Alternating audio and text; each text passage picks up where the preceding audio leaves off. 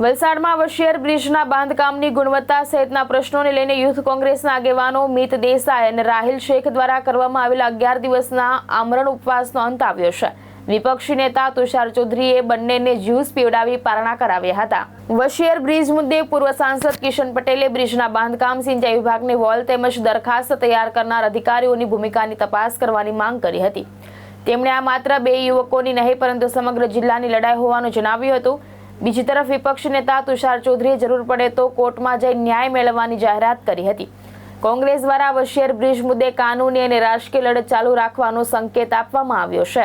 અમારા બંને સાથેની લડાઈ ખૂબ જ ન્યાયી અને વ્યાજબી હતી અને સરકારી તિજોરીમાંથી કરોડો રૂપિયા એક વ્યક્તિના ફાયદા માટે જ્યારે વેડફાઈ જતા હોય ત્યારે જાગૃત નાગરિક તરીકે પણ આ લડાઈ લડવી જરૂરી હતી અને લગભગ 240 કલાક એટલે કે 11 દિવસ કરતાં પણ વધારે એ લોકોએ ઉપવાસ કર્યા। તેમ છતાં પણ આ સરકારનું પાણી હાલ્યું નથી, કારણ કે આ માનવતાહીન સરકાર છે। એ લોકોને કોઈ લોકોની પડેલી નથી એવી સરકાર ચાલી રહી હોય ત્યારે મારે ખાસ આજે અહીંયા આવીને એમને વિનંતી કરવા માટે આવ્યો છું કે આપ આપના મિશન સમાપ્ત કરો અને આપની લડાઈ એ આપના 2 વ્યક્તિ પૂરતી મર્યાદિત નથી, આ સમગ્ર કોંગ્રેસ પક્ષની લડાઈ છે।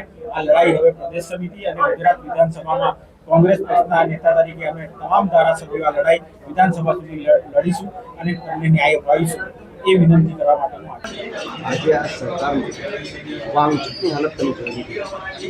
એમને તો હોસ્પિટલ કેમ આ સરકાર કોઈ મરી જાય તેના સાથે કોઈ પડેલી નથી। ગમે તેટલો દળ નિર્ધાર કરો, પાસ મોદી સરકારના કામ ખોટા નથી અને ચોક્કસપણે આપણે કહીએ છીએ કે એમને જે અમારે કરવાનું હતું, જે અમારે એક્શન લેવાના હતા, જે અમારે તપાસ કરાવવાની હતી, જે અમારે જરૂરી હતું, પ્રજાને બતાવવાનું હતું કે ટેક્સનો પૈસાનો દુરુપયોગ થાય છે, અમે બતાવી ચૂક્યા। અને વાંચુકના આંદોલનમાં તો ધર્મેન્દ્રસિંહનું રાજીનામું સુધી પરિણામ આવ્યું છે। વાંચુકના ધર્મેન્દ્રસિંહ રાજીનામું એ પહેલા એમણે પાણા કરી દીધા। અમે ચાલો એ પછીથી અમે આ આંદોલન અવરિતપણે ચાલુ રાખીએ છીએ। કેવી રીતે ચાલુ રાખીએ? ગઈકાલે જ અમારા ધારાસભ્યએ કાગળ લખ્યો, આ જો કામ ન પૂર્ણ થાય તો તમને એક્શન લેવામાં આવશે। તો હું પણ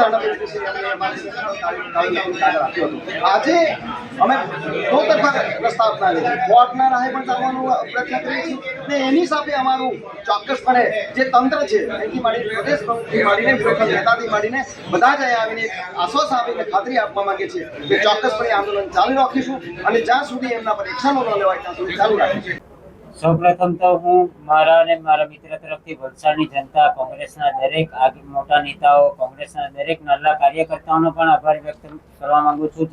જે રીતે એમણે અમને મેન્ટલી સપોર્ટ કર્યો, જે રીતે સોશિયલ મીડિયામાં સપોર્ટ કર્યો, અમુક વલસાડના નાગરિકો જે ભારતીય જનતા પાર્ટીથી ગભરાઈને અમારી સામે પબ્લિકની સામે નહીં આવી શકતા હતા, પણ જે રીતે એમણે સોશિયલ મીડિયા થ્રુ અમને વાતો પહોંચાડી અને જે મેન્ટલી સપોર્ટ કર્યો તે બદલ એમનો ખૂબ ખૂબ આભાર। વલસાડની જનતાને હું કહેવા માંગુ છું કે આ અમારી જીત થઈ છે અને આ જ રીતે અમે આગળ પ્રશ્ન પર ઉઠાવતા રહીશું।